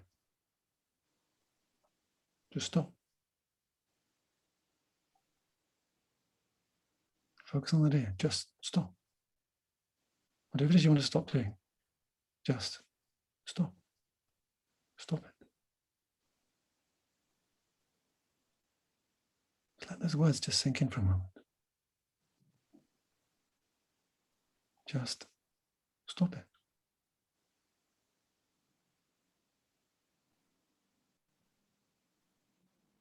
And as you ponder that, just notice your reaction to that idea. Notice the thoughts that go through your mind. Any feelings in your body, any sensations in your body, sorry. Any feelings or emotions, the idea of just stopping it. Just stop. And when you do stop, think about what you want to do instead. Because if we stop doing one thing, it means we start doing something else. It doesn't mean we have to replace it. We stop or reduce one thing and we can start or reduce doing something else instead. And the biggest mistakes people make when trying to make a change is they try and stop the thing, but they don't think about what they're going to do instead when they used to do it. So think about what you want to do instead. And again, the idea of being able to do that other thing instead, again, notice what comes to mind, your thoughts, feelings, your emotions, any sensations in your body in reaction to that idea.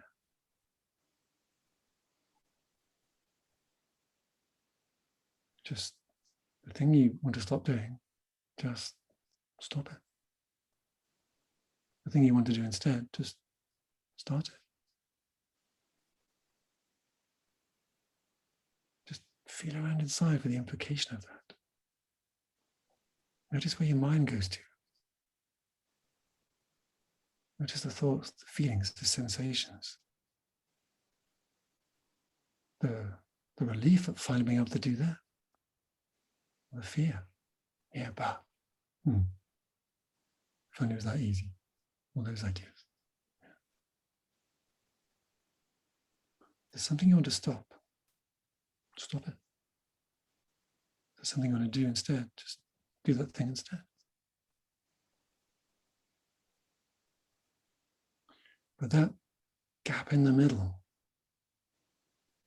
between stopping that and doing something else instead, that gap is where the magic usually happens when you're with the client. The gap is where they come into you for help, whatever it may be. That gap is what we need to get into if we really want to help them. We don't need to. They could just stop if only they knew how. But the fears, the worries, the hesitations, the doubts, the yes buts, all that stuff that comes to mind, that's the stuff in the gap that we tend to work with clients.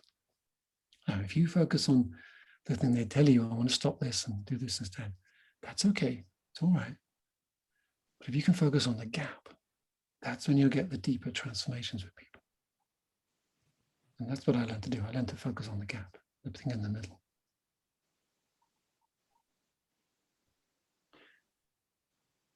So for a moment, just let your body relax again. That idea, just stopping. On your piece of paper in a moment, just make a note of any reactions that came to mind as you did that. Any thoughts, positive, negative, neutral, whatever. Anything that came to mind at the idea of just stopping, just like that. Okay. Just make a note and just keep it simple. A few key words. Okay. Now blink now. Just write that down for a moment and just think about that idea. Just jot down whatever your sensations, reactions were.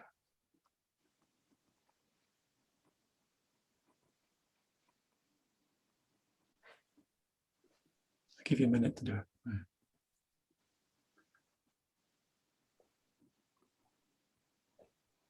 It's a great YouTube clip, by the way, by a comedian called Bob Newhart. When I was a kid, I used to listen to his recordings. It's a therapy session. And, someone coming into he plays the role of a psychiatrist, and someone comes in with,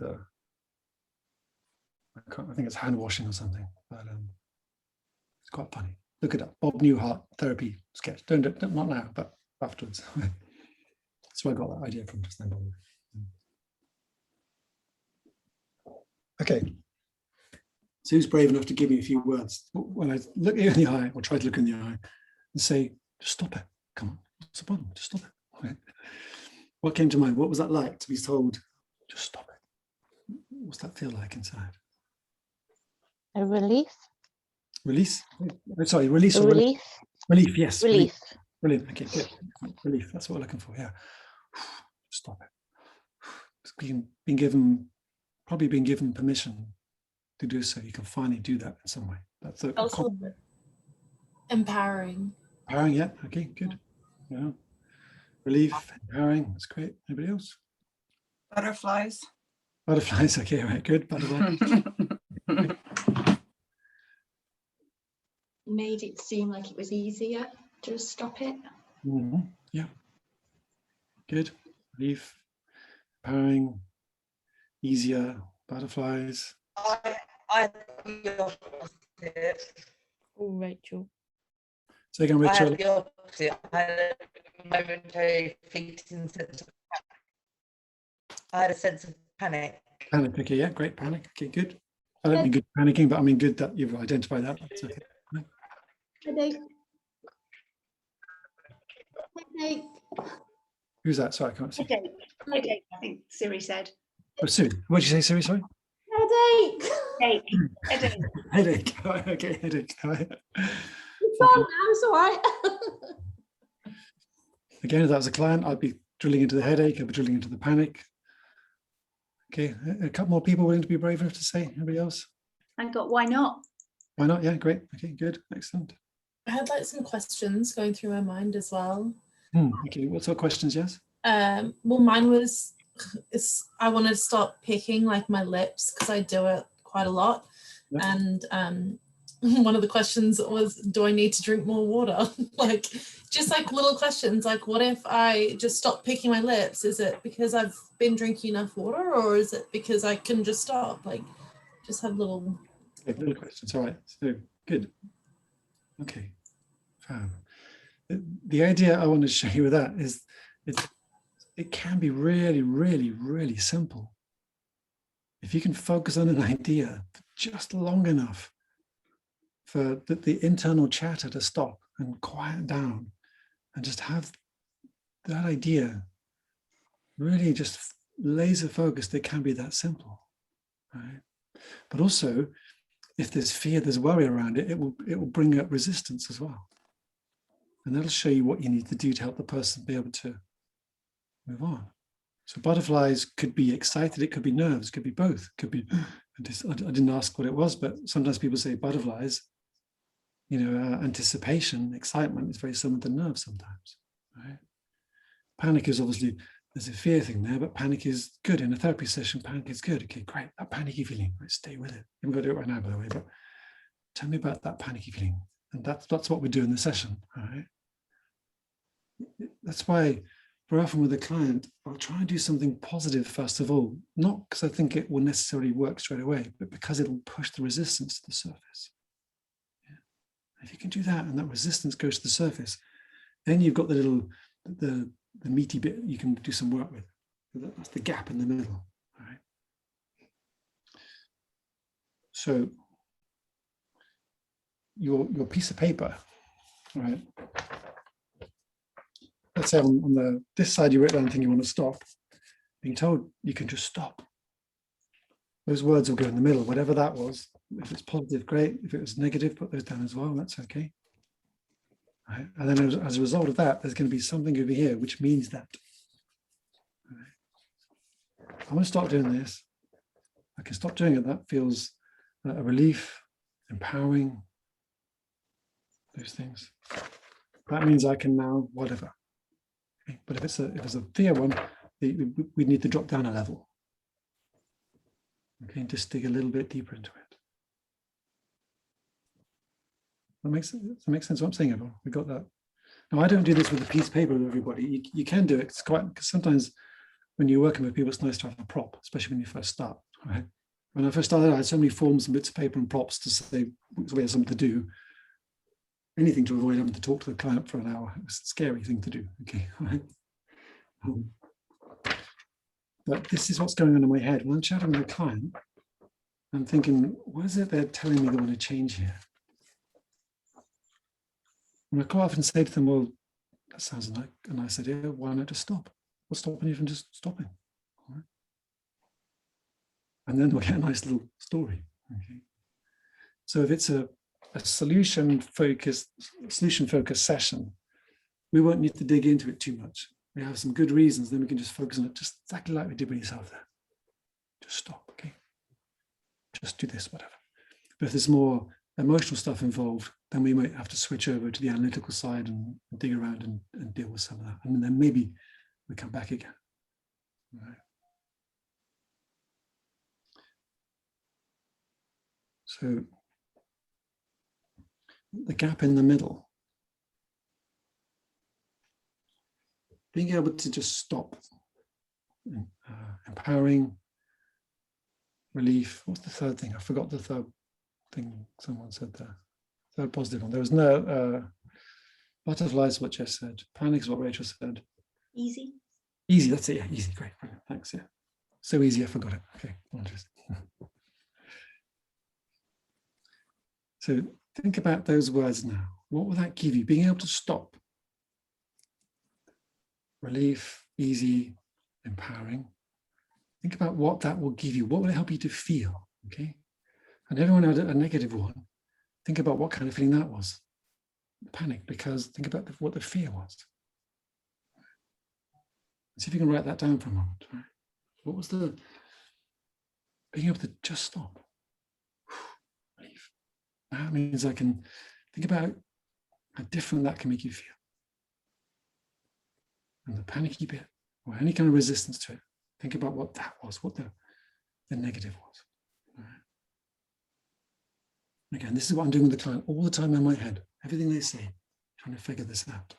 And asking questions to try and help me understand more information. So somebody comes in with a problem and says they've got this condition, and I get my little book of scripts out, which is what I was given when the very first training course I did. Here's your book of 10 scripts, off you go. Thank you very much. I'm just guessing because they give me this layer up here. I have no idea what's going on down here. And it may work, it may not. Because sometimes it's that simple. Sometimes it isn't. So what kind of words have you got? Let me ask you questions again.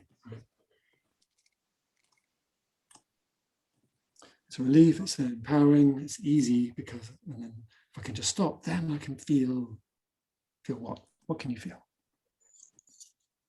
Free. Free, yeah. Happy. Free, yeah. Love, Free. peace, easygoing, in control. Good, okay.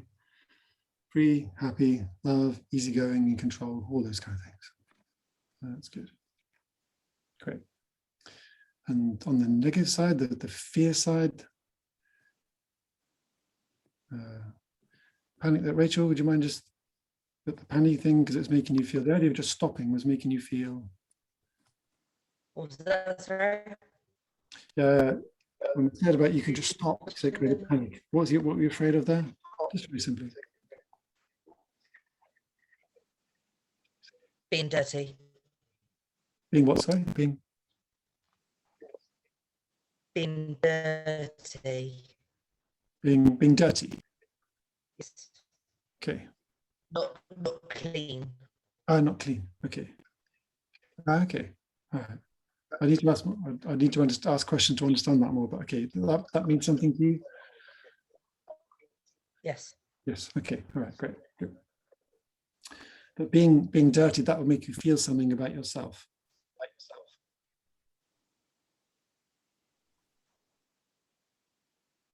So you haven't got to answer now, but that's it would go down. Okay, a few levels. Right. Yeah. So that's the thing we'll be looking to get to. Right. And typically, if everything's okay, if there's a positive, I'll go with that. I don't always believe it because the clients are very good at lying. You know, very good at lying to themselves. And very good at lying to us. They may not realize they're doing it, but they'll, you know. When I went on this they called it character training thing when I was at college, about 17. No, I was 21. And it's basically some ex-army guys bullying us around the Welsh mountains for a week. And the kids, the mates who went the week before, they said, "Oh, you can hide all your secret food in the bottom of the rucksack," because they never looked there. Of course, we got there. The first place they looked, there was empty the rucksacks out, and it was like a wind-up. Like, oh shit! Yeah. But clients will tell you most of what's in their rucksack, but that little secret bit at the bottom, they won't tell you that, right? And that's the bit you're looking for, generally speaking. They'll come in and ask some questions. They'll empty their rucksack out, but they'll hold on to the bottom of the bag to keep a little bit in there. Okay. And it's that little bit they're holding on to. For me, it's that little bit of Mars bar I was trying to cling on to give me some food during that week when I was being my ass kicked around a Welsh mountain. That's the bit that we're trying to get to. Because that's the bit usually people are afraid of. Okay. Which is why I'm quite often patient and persistent to just keep going. Empty the rucksack. And sometimes I'll tell people that story. I say, come on, most people tell me what's mostly there, but there's always a bit at the bottom of the rucksack they hold on to. So what would that be for you? And you ask a direct question sometimes, and you'll get a nice direct answer. As long as you do it in a friendly way. Good. So that bit in the middle, sometimes right, you have to, if you want to stop doing something, sometimes there's something else you need to feel in here first of all. You probably did this when you did the do want thing. Okay, I don't want to do this, I do want this, but there'll be something in the middle, like a stepping stone thing you need to get to. And that's the bit we're often working with. So we start off here, when we go a little journey here with someone, come back up, and we can turn over here. Does that make sense? And this middle bit is usually going to come down to those core belief ideas: self-worth, self-esteem, enoughness, being safe, secure in some way, some kind of sense of control, acceptance, belonging, love being pleasure, connection to people being pleasure, that kind of thing. It's going to be those kind of words tend to fall into that. Yeah.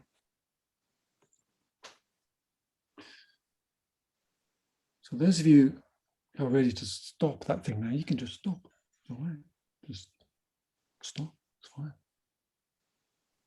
Those of you who had hesitation, just ask yourself, what am I afraid of? Okay. It's that simple. What am I afraid of? And then see if you can deal with the fear.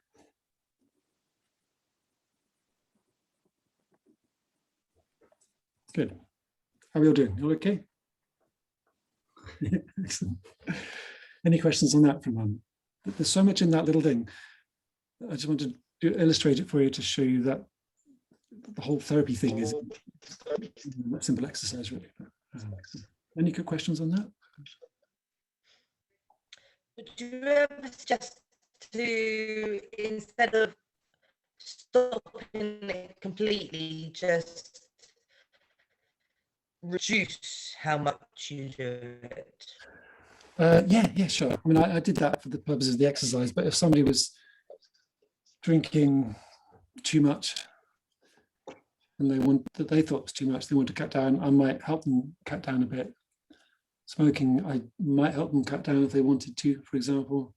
Usually I found it easier to go all or nothing, but occasionally I will, if I think it's just going to be too much for someone, then we'll cut down. If someone's doing 40 a day, I might say, look, tell me the 5 cigarettes that if you could drop it down to 5, which are the 5 cigarettes that would make it okay for you?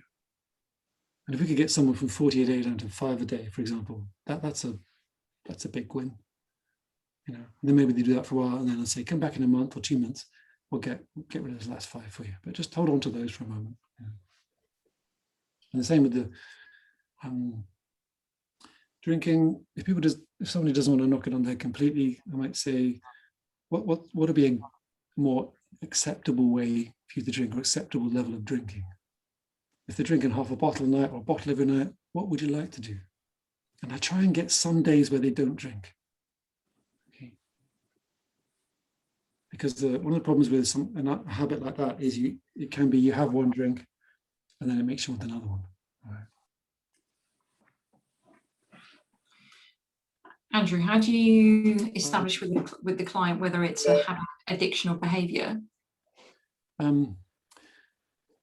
might do, but I might just try and avoid those phrases if I could. All right. I just try and bring it down to, I might ask them, do you feel addicted? What is a habit? But I might just get it down to a behaviour. It's just something they do. Okay.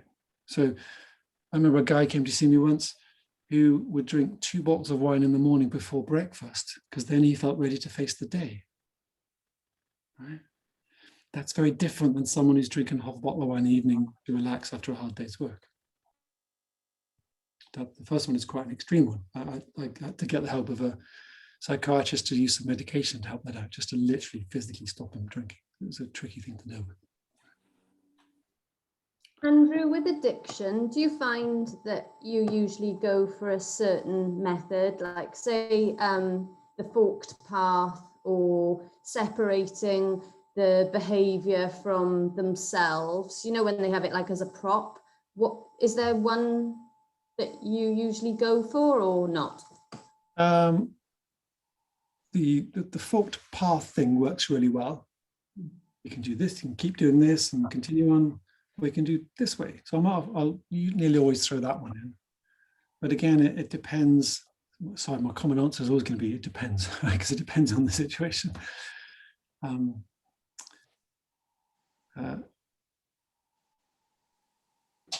I just use whatever feels right in the moment. Is the most honest answer I can give you. Smoking habits like that, I nearly always use that fork path because that one works really well. Okay. That's the only one I might definitely use it probably 99% of the time. Everything else I just pick and choose depending on what it is. Yes. Someone came to me once said he was addicted to cocaine. Okay, but when I questioned him about when it started, he was in hospital. He was the casual user. He used to use social user at the weekend, used to be, but then he suddenly kicked off using it regularly. And I said, can you tell me about the time when it first starts? This is conversationing. And he said, yeah, I was in the hospital. My wife had just given birth to our baby, and the baby was stillborn. And he says, and while I'm holding the stillborn baby, my wife hemorrhages and dies in front of me. And he says, I went home and I took some cocaine and I haven't stopped. Right? So that's a very, very different situation. What did you do? What did I do? Well, I sat and listened to him and understood and asked him questions, trying to get a feel what it was like, what he was going through to understand him. And I thought what I'd do is I'll probably do a regression, take him back to that time, deal with the emotions, and he should be okay. That's what I thought. But I never assumed things. So what I did was I kept it very, very open. So I said, think about the feeling inside of you that the cocaine is hiding or covering up, trying to take you away from. Feel around inside for that, and just let your mind go down and down and down, back and back in time, and see where it goes to. I thought we'd be at the hospital, but we went way back in his early teenage years, I think it was, when he was abandoned by his mum, I think it was. And they had a huge reaction about that.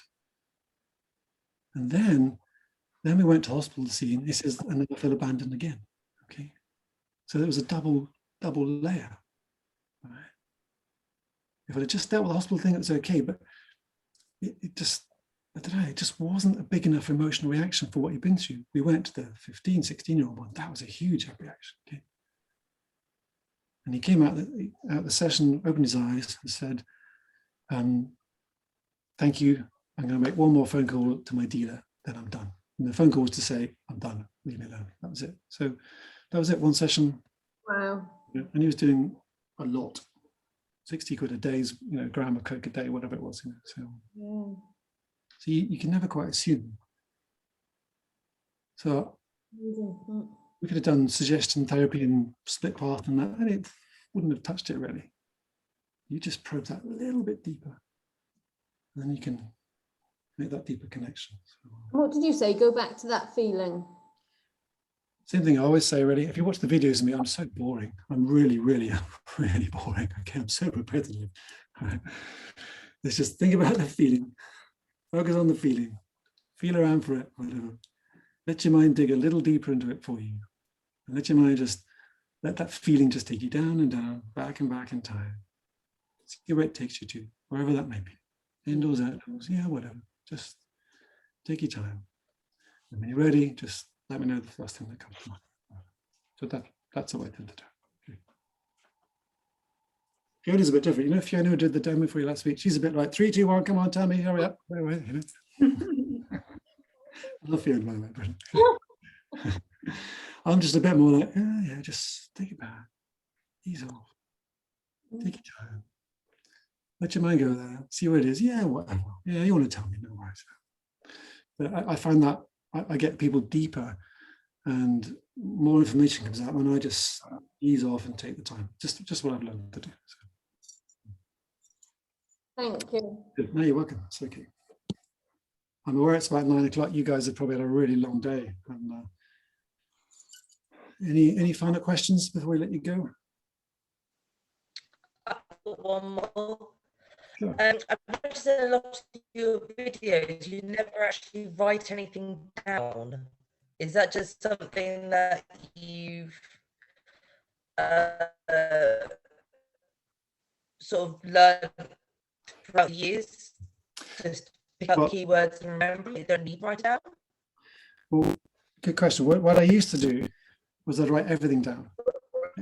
Okay, every session, whatever the client said, I would write down the statement, write down the sentence. Again and again, I'd have maybe 3, 4, 5 pages stored somewhere. And this is when I first started. I was seeing 15, 20, 25 people a week back then. And so that was a lot of paper building up. And I remember clearing out a cupboard or wardrobe one day, and it was literally stacked waist high, all these notes. I thought, what the hell have I got that paper for? I never look at it. I tried a few times, but it was like, first of all, I couldn't read my writing.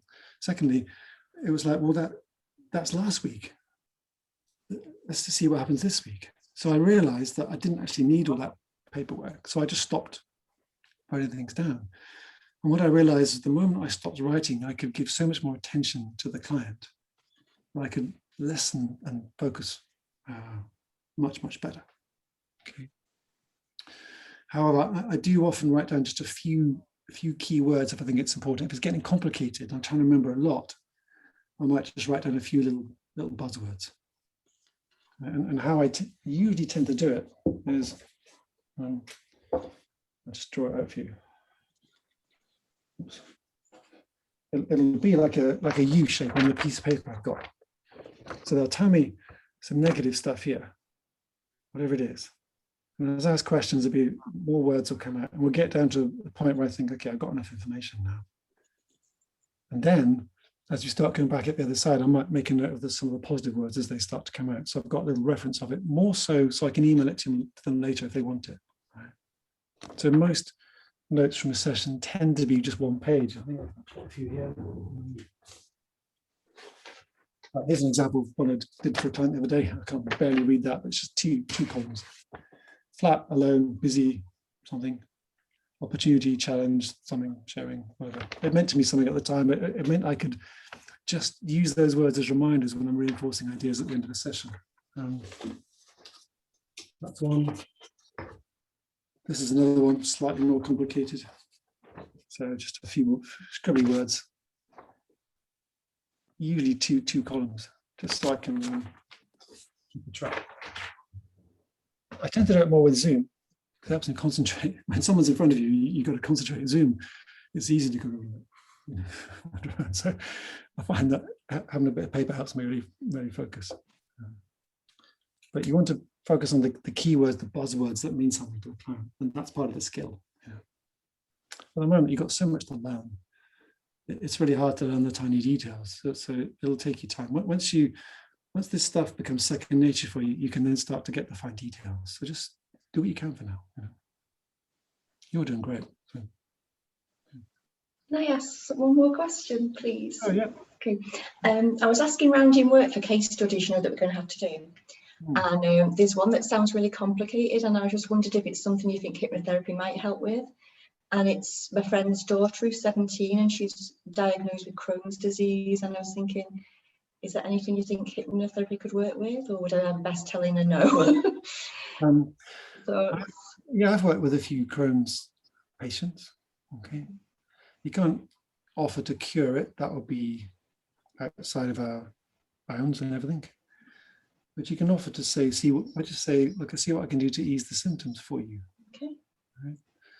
And as you come across with most of the medical stuff, actually it's the same with everything. There's going to be a symptom and there might be some emotional stuff behind it. Okay. Because with many medical conditions, there's a lot of stress built up that can lead to breakdown in body conditions. So there's the symptoms itself, and there's this internal stress that's exacerbating the symptoms. So the last person out with that was probably, actually it must be 2 years ago now. It seems like last year, but it must be 2 years ago. That was a young girl, and while she came to see me a couple of times, and for about 2 months, we got her completely free of all the symptoms. They just went away, which was amazing, because it helped her take all the pressure off school and exams and all that kind of stuff. But I couldn't influence external circumstances, so it came back, and she went on to medication and that kind of stuff, and that's helping at the moment. But if you can help someone find out what's stressing them out in life, help them reduce that. That'll help reduce the Crohn's. Thank you. Oh, there's somebody else. I forgot. Somebody came to me with many symptoms, and we actually, I got her to record it. We've done about 6-7 sessions. I said, let's record all your symptoms so we can present it to your doctors at the end of it on a scale of 10 down to 0. So I've been helping her with that as well. And she's not been back for a while now, so which is usually a good sign. But we got those symptoms right down as well, from 10 out of 10, really painful, down to 2 out of 10, 1 out of 10, 3 out of 10, that kind of thing. Well, that'd be really sure we made up if we can do that for her. That would help, yeah. But again, there's some, when you do the mind-body stuff, there's some techniques specifically on pain relief and body ailments and that kind of thing. So have a go with that. Yeah. Thank you very much. Thanks. That's okay, Olivia. Yeah, just don't make promises. Just see if you can, see what I can do to help. Okay, it takes the pressure off. Do it that way.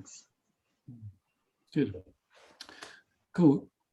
Time flies for me, it doesn't matter. You're probably thinking, how much are you going to shut up? Okay. But, so, lovely to see you all, and thanks so much for the questions. I'll definitely pop back another time if that's all right, because it's quite it's good to answer these. And, but anything you need to know, anything you want to ask, please do. I always check in the Facebook group, though. You guys are very quiet compared to some other groups. You've probably got a WhatsApp group where you do lots of practice sessions anyway. But in your Facebook group, if there's questions you want to ask, post them there, and I check it every day. So just I can answer stuff there for you as well. So please do use it. And good luck with everything. It's not easy what you're doing. Remember that. It really is not easy, but stick with it.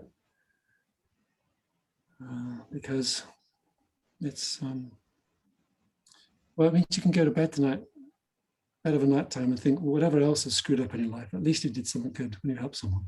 That's what I've always thought. Whatever mess I've made in other areas, at least, well, that person's life's a bit better because of what I did today. So that's all right. I know you just do the best you can and keep learning. So. Okay, everybody. Lovely to see you. Thank you so much for coming on tonight. Yeah. Hope to see you. Well, so Thank Yeah. you. take care. Bye. Bye. Bye.